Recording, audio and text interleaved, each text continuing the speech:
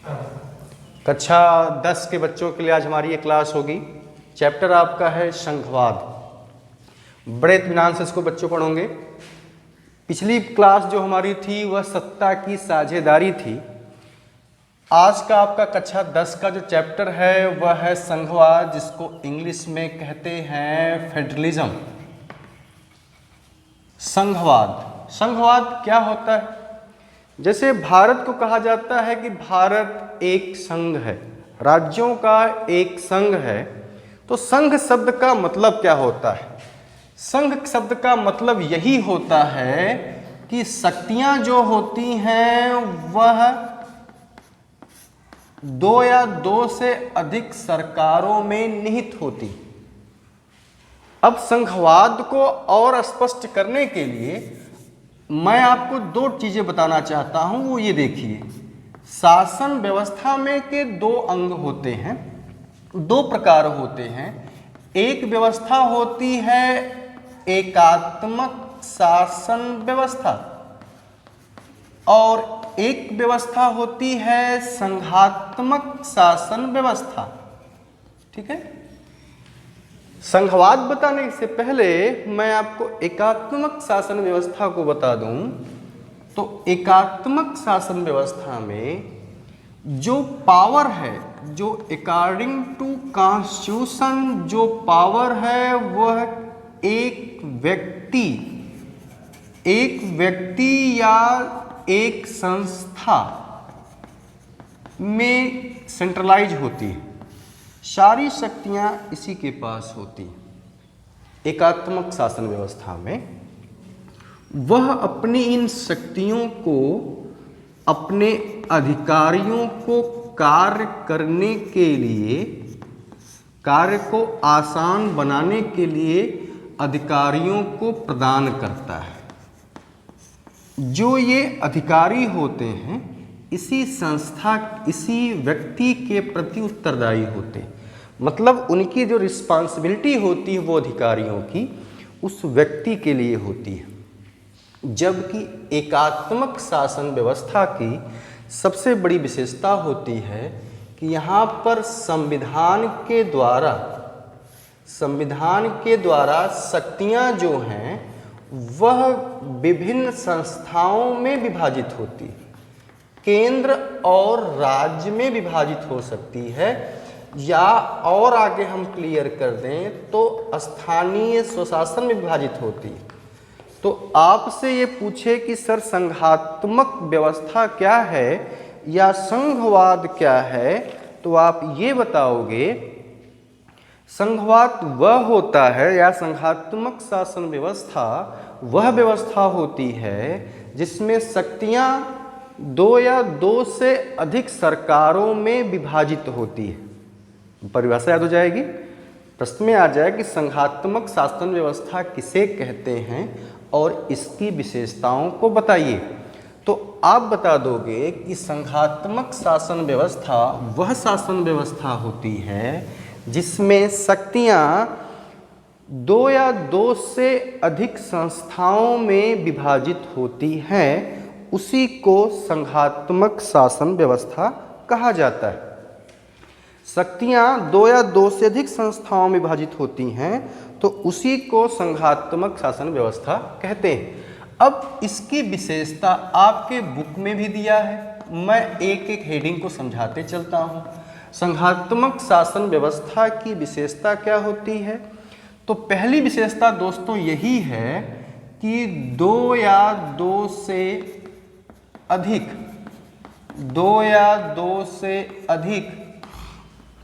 सरकारों का होना, दो या दो से अधिक सरकारों का होना। अगर मैं इसी चीज को भारत के परिप्रेक्ष्य में देख लें तो दो या दो से अधिक सरकारों का होने का मतलब ये हो गया कि केंद्र के स्तर पर सरकार होती है, राज्य के स्तर पर सरकार होती है और स्थानीय सरकार होती है। केंद्र स्तर की जो सरकार होती है वह पूरे देश के लिए कानून बनाती है, ऑल ओवर पूरे देश के लिए कानून बनाती है। राज्य स्तर की जो सरकार होती है वो अपने राज्य के स्तर पर कानून बनाती है, और स्थानीय सरकार जो होती है वो गांव स्तर पर जो कानून बनाती है। तो पहली विशेषता इसकी हो गई संघात्मक शासन व्यवस्था की, कि संघात्मक शासन व्यवस्था की पहली विशेषता हो गई कि दो या दो से अधिक सरकारों का होना, केंद्र, राज्य और स्थानीय स्वशासन। ये चैप्टर आप फ्रेम के अकॉर्डिंग समझ लेंगे तो आपको समस्या नहीं होगी। अगर इंग्लिश मीडियम की बात कीजिए तो what is the federalism? Federalism क्या है?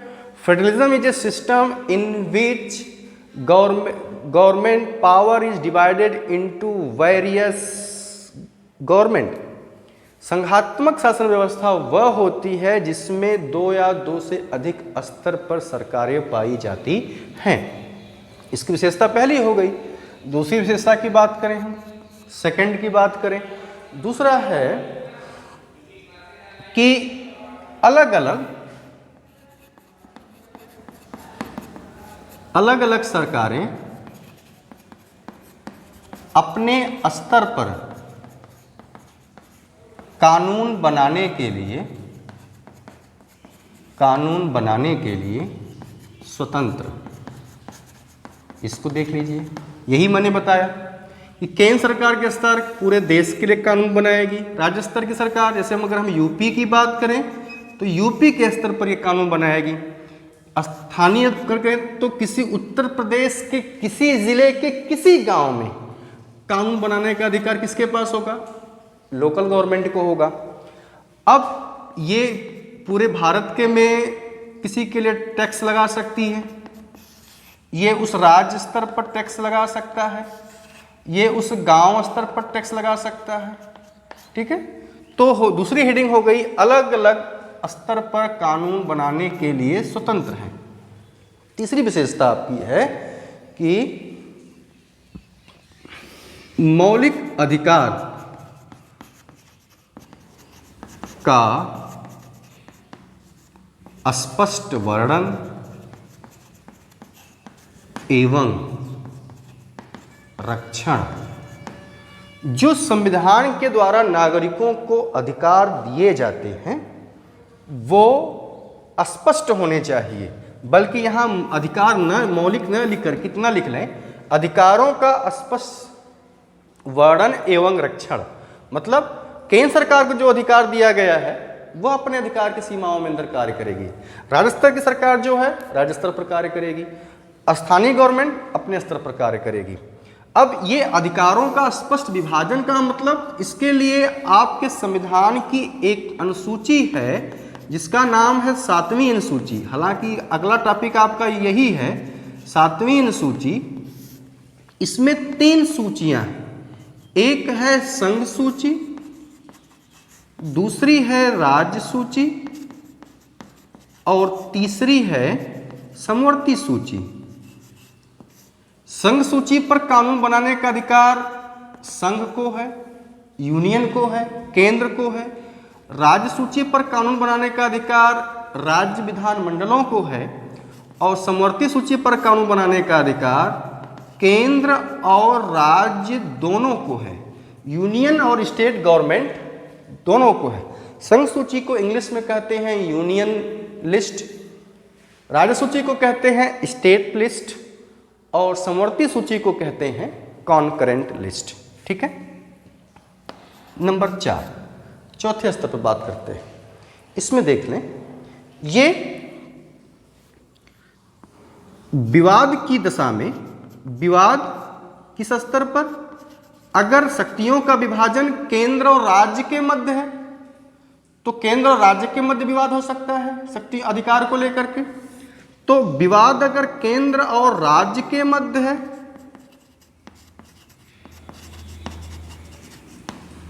या व्यक्ति और केंद्र के मध्य है, व्यक्ति और केंद्र के मध्य विवाद है, तो इस विवाद का समाधान करने के लिए एक सर्वोच्च न्यायालय का होना आवश्यक है। माने संघात्मक शासन व्यवस्था में एक विशेषता ये है कि विवाद का समाधान करने के लिए सर्वोच्च न्यायालय का होना अत्यंत आवश्यक है। ठीक है। अगला, वित्तीय स्वायत्तता। स्वायत्तता माने केंद्र के स्तर पर कार्य करने की पूरी आजादी हो, इसके लिए धन की आवश्यकता होगी तो उनके लिए अलग वित्त आयोग हो, राज्य के स्तर पर अलग वित्त आयोग हो। मतलब कोई भी कार्य करने के लिए धन की आवश्यकता होगी और धन का विभाजन इस प्रकार किया जाए कि कहीं भी कार्य करने में वित्तीय समस्या न आए, कोई विवाद न हो, इसलिए ये संघात्मक शासन व्यवस्था में इस प्रकार की विशेषता की गई। तो ये हो गया आपका दो या दो से अधिक सरकारों का होना, अलग अलग सरकार अपने स्तर पर कानून बनाने के लिए स्वतंत्र, अधिकार का स्पष्ट वर्णन एवं रक्षण। और अधिकार का स्पष्ट वर्णन और रक्षण के लिए सबसे सुटेबल आप हेडिंग और बढ़िया दे सकते हो कि लिखित संविधान का होना, लिखित संविधान का होना और इसी संविधान के अकॉर्डिंग संवैधानिक शासन का होना।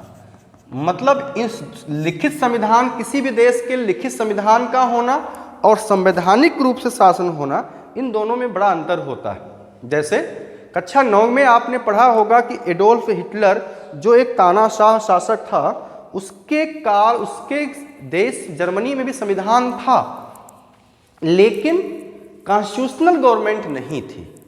संविधान का होना और संविधान के अकॉर्डिंग शासन करना होना, इन दोनों में जमीन आसमान का अंतर है।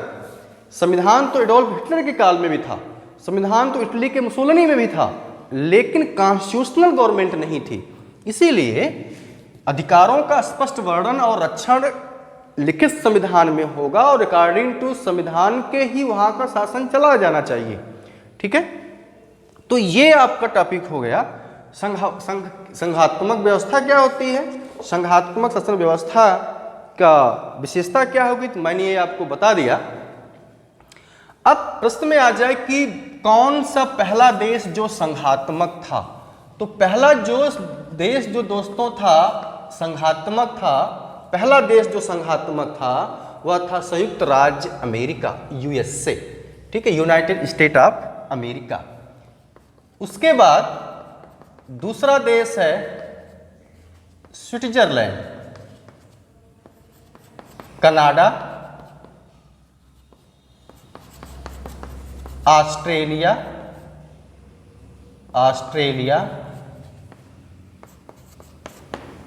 जर्मनी, भारत। ये कुछ देश हैं जो संघात्मक शासन व्यवस्था को फॉलो करते हैं। पिछली वीडियो में बेल्जियम भी है, पहले वहां एकात्मक शासन व्यवस्था थी। आप पहला क्लास देखें, पहला चैप्टर देखेंगे, बेल्जियम एकात्मक शासन व्यवस्था थी, लेकिन उसने भी अपने यहाँ संघात्मक शासन व्यवस्था को अपना लिया। संघ सरकार थी, राज्य सरकार हुई और सामुदायिक सरकार हो गई थी। तो संघात्मक शासन व्यवस्था का चैप्टर मैंने आपको इस चार्ट के माध्यम से बता दिया। आपकी जिम्मेदारी है कि आप कॉपी पर नोट्स करें, किताब को पहले पढ़ें, उसके बाद मेरे इस वीडियो को देखें। पहला आपको काम करना होगा कि पहले सरसरी तरीके से पूरी उस चैप्टर को आप पहले जो मैं पढ़ा रहा हूँ उसको पढ़ डालिए। उसके बाद फिर मेरी वीडियो को देखकर फिर आप अपना नोट्स बनाइए, तैयारी कीजिए। ठीक है। अगला हेडिंग है कि भारत में संघीय व्यवस्था। तो भारत में संघीय व्यवस्था हमने ये जान लिया कि भारत में संघात्मक शासन व्यवस्था तो हमने जान लिया। अब है कि भारत में संघीय व्यवस्था क्या है। तो संघीय व्यवस्था जो भारत में है, अकॉर्डिंग टू संविधान जो है, शक्तियों का जो शेयरिंग है वो 3 स्तर पर है। यूनियन स्तर पर, जिसको आप कहते हो केंद्र सरकार, स्टेट गवर्नमेंट, जिसको आप कहते हो राज्य सरकार, और तीसरा है स्थानीय स्वशासन, जिसको आप कहते हो लोकल गवर्नमेंट। क्लियर? ये लोकल गवर्नमेंट पहले नहीं था, इसको 73 अमेंडमेंट माने 73वां संविधान संशोधन, 73वां संविधान संशोधन बहुत इंपॉर्टेंट है, 1992 द्वारा पंचायती व्यवस्था को जोड़ा गया और 74वें संविधान संशोधन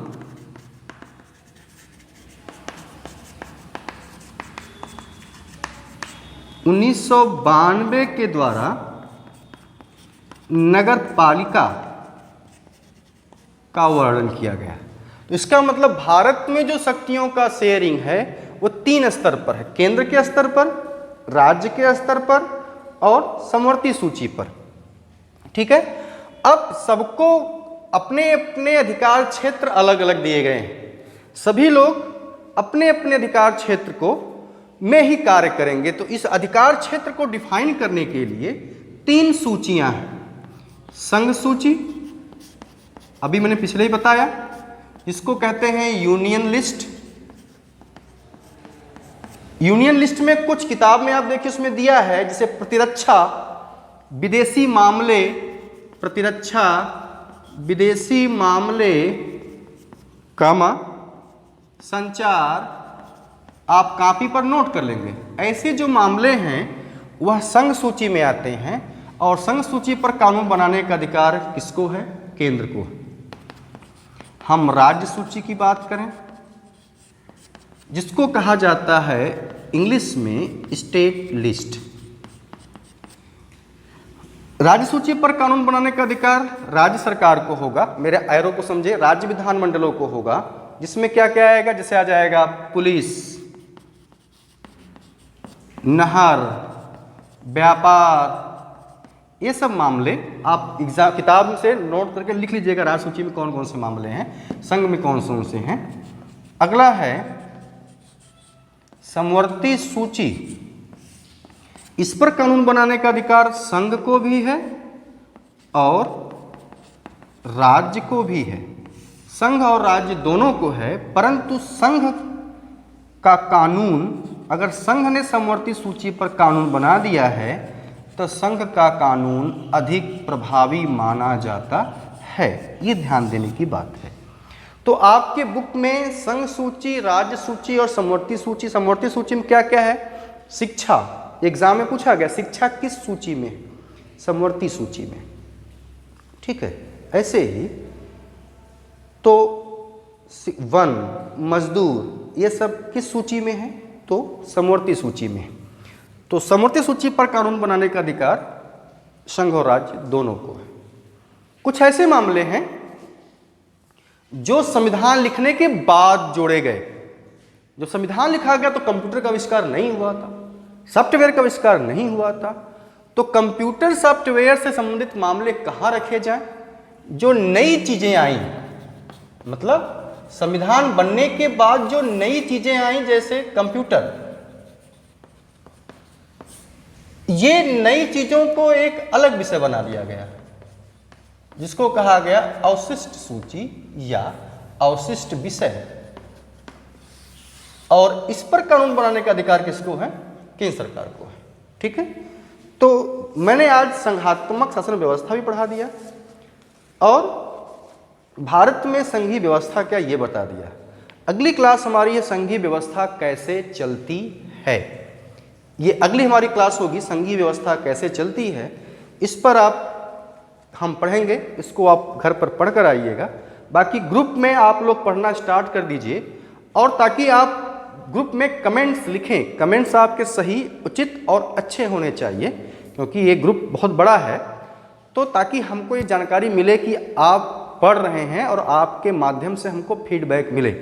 हम लोग कॉलेज में आकर के, स्कूल में आकर के ब्लैक बोर्ड पर 2 घंटा हर एक टीचर आपके साथ जुड़ा हुआ है, आपको अपना 100% देने का प्रयास कर रहा है।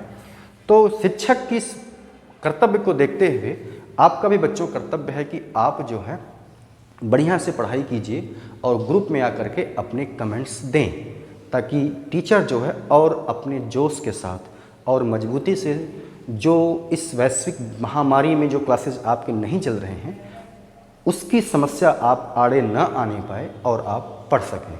ठीक है, तो आज के लिए बस इतना ही। धन्यवाद।